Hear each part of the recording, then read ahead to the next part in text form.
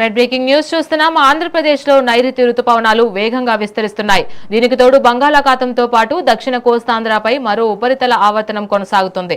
వీటి ప్రభావంతో రాబోయే 2 రోజుల పాటు రాష్ట్ర వ్యాప్తంగా భారీ నుంచి అతి భారీ వర్షాలు కురిసే అవకాశం ఉందని వాతావరణ శాఖ హెచ్చరించింది. ఈ క్రమంలోనే నేడు 6 జిల్లాలకు ఎల్లో అలర్ట్ జారీ చేశారు. తీరం వెంబడి గంటకు 60 కిలోమీటర్ల వేగంతో బలమైన ఈదురుగాలులు వీచే ప్రమాదం ఉన్నందున మత్స్యకారులు ఎవరూ కూడా వేటకు వెళ్లవద్దని అధికారులు హెచ్చరికలు జారీ చేశారు.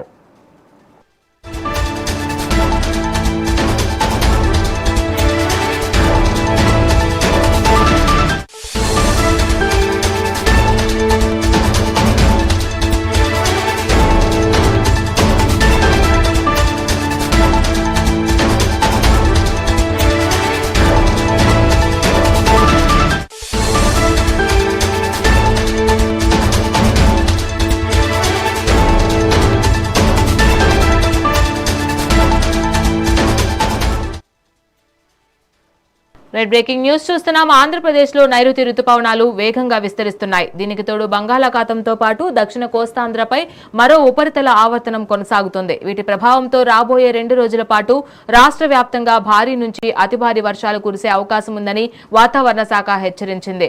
ఈ క్రమంలోనే నేడు 6 జిల్లాలకు ఎల్లో అలర్ట్ జారీ చేశారు. తీరం వెంబడి గంటకు 60 కిలోమీటర్ల వేగంతో బలమైన ఈదురుగాలులు వీచే ప్రమాదం ఉన్నందున మత్స్యకారులు ఎవరూ కూడా వేటకు వెళ్లవద్దని అధికారులు హెచ్చరికలు జారీ చేశారు.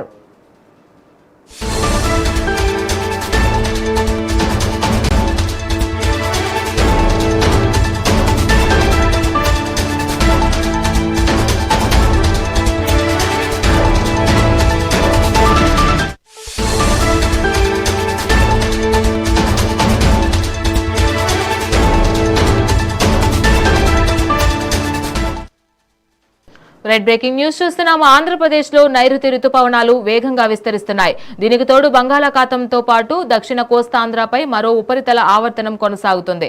వీటి ప్రభావంతో రాబోయే 2 రోజుల పాటు రాష్ట్ర వ్యాప్తంగా భారీ నుంచి అతి భారీ వర్షాలు కురిసే అవకాశం ఉందని వాతావరణ శాఖ హెచ్చరించింది. ఈ క్రమంలోనే నేడు 6 జిల్లాలకు ఎల్లో అలర్ట్ జారీ చేశారు. తీరం వెంబడి గంటకు 60 కిలోమీటర్ల వేగంతో బలమైన ఈదురుగాలులు వీచే ప్రమాదం ఉన్నందున మత్స్యకారులు ఎవరూ కూడా వేటకు వెళ్లవద్దని అధికారులు హెచ్చరికలు జారీ చేశారు.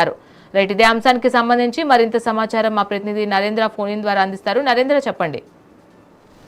ఏదైతే ఆంధ్రప్రదేశ్ లో నైరుతి ఋతుపవనాల వల్ల పెద్ద ఎత్తున వర్షాలు పడుతూ ఉన్నాయి. ఈ రానున్నటువంటి 2 రోజుల్లో కూడా భారీ నుంచి అతి భారీ వర్షాలు కురిచేటువంటి అవకాశం ఉందంటూ కూడా అధికారులు ప్రజలను అప్రమత్తం చేశారు. నేడు 6 జిల్లాల్లో ఎల్లో అలర్ట్ జారీ చేశారు. తీరం వెంబటి 60 కిలోమీటర్ల పైగా వేగంతో ఎదురుగాలు వీచేటువంటి అవకాశం ఉంది. మత్స్యకారులు ఎవరు కూడా వేటకు వెళ్లొద్దంటూ ఇటు ఏదైతే విపత్తు నిర్వహణ సంస్థ ఆదేశాలు జారీ చేయడం జరిగింది. మొత్తంగా ఆంధ్రప్రదేశ్ లో నిన్న ఒక్కరోజే పెద్ద ఎత్తున వర్షం కురిసినటువంటి పరిస్థితి. ముఖ్యంగా ఏదైతే మనం ఒకసారి గమనించినట్లయితే గడిచిన 24 గంటల్లో నిన్న సాయంత్రం వరకు ఉన్నటువంటి లెక్కల ప్రకారం గుంటూరు జిల్లా వంగిపురంలో 25 దగ్గర 25 మిల్లీమీటర్ల వర్షపాతం నమోదైంది. ఎన్టీఆర్ జిల్లాలో 57.1 మిల్లీమీటర్ల వర్షపాతం నమోదైంది. ఏలూరు జిల్లాలో 37 మిల్లీమీటర్ల వర్షపాతం నమోదైనటువంటి పరిస్థితి ఉంది. బాపట్లలో అయితే 34.9 మిల్లీమీటర్ల వర్షపాతం నమోదైంది. కృష్ణా జిల్లాలో 32.4 మిల్లీమీటర్ల వర్షపాతం నమోదైంది. యావరేజ్ గా రాష్ట్ర వ్యాప్తంగా 8.8 మీటర్లు వర్షపాతం నమోదైనటువంటి పరిస్థితి ఉంది. ఏదైతే ఇంత పెద్ద ఎత్తున వర్షపాతం నమోదైనటువంటి నేపథ్యంలో ఈ 2 రోజుల్లో కూడా ఇదే తరహాలో వర్షపాతం నమోదయ్యేటువంటి అవకాశం ఉంది. సడన్ గా ఈదురుగాలతో కూడి పిడుగులతో కూడినటువంటి భారీ వర్షాలు వచ్చేటువంటి అవకాశం ఉందంటూ కూడా అధికారులు చెప్తూ ఉన్నారు. ఆకస్మికంగా ఈదురుగాళ్లు ఉరుములతో పడే వర్షాల సమయంలో ప్రజలు చెట్ల కింద, విద్యుత్ స్తంభాలు, హోర్డింగ్ల కింద నిలబడవద్దంటూ కూడా అధికారులు సూచించారు. పొలాల్లో పనిచేసే రైతులు, పశుకాపురులు మరింత అప్రమత్తంగా ఉండాలంటూ కూడా ఆకాశం మేఘావృతమైనటువంటి ఉరుములు పడేటువంటి సమయంలో వెంటనే సురక్షిత ప్రాంతాలకు తరలి వెళ్ళాలి. వర్షపు గాలు వల్ల ఎక్కడ విద్యుత్ వైర్లు తెగిపడి ఉంటే వాటిని గమనిస్తూ వాటికి వీలెంత దూరంగా ఉండాలంటూ కూడా ప్రజలను ఇటు అధికారులు అప్రమత్తం చేస్తూ ఉన్నారు. పశ్చిమ మధ్య బంగాళాఖాతం, ఉత్తరాంధ్ర తీర ప్రాంతాలపై ఉపరితల ఆవర్తనం కొనసాగుతుండటం వల్లే ఈ విధంగా వర్షాలు పడుతున్నాయంటూ కూడా అధికారులు చెప్తూ ఉన్నారు. వీటి ప్రభావం పూర్తిగా కూడా ఏదైతే పోలవరం, అనకాపల్లి, కాకినాడ, పల్నాడు, మార్కాపురం, ప్రకాశం, నెల్లూరు, రాయలసీమ జిల్లాల్లో పెద్ద ఎత్తున పిడుగులతో కూడినటువంటి వర్షాలు పడేటువంటి అవకాశం ఉందంటూ కూడా అధికారులు చెప్తూ ఉన్నారు. ఏదేమైనప్పటికీ గంటకి 40 నుంచి 60 కిలోమీటర్ల వేగంతో ఎదురుగాలు వీచేటువంటి అవకాశం ఉంది. కాబట్టి ప్రజలంతా కూడా అప్రమత్తంగా ఉండాలని చెప్తున్నారు.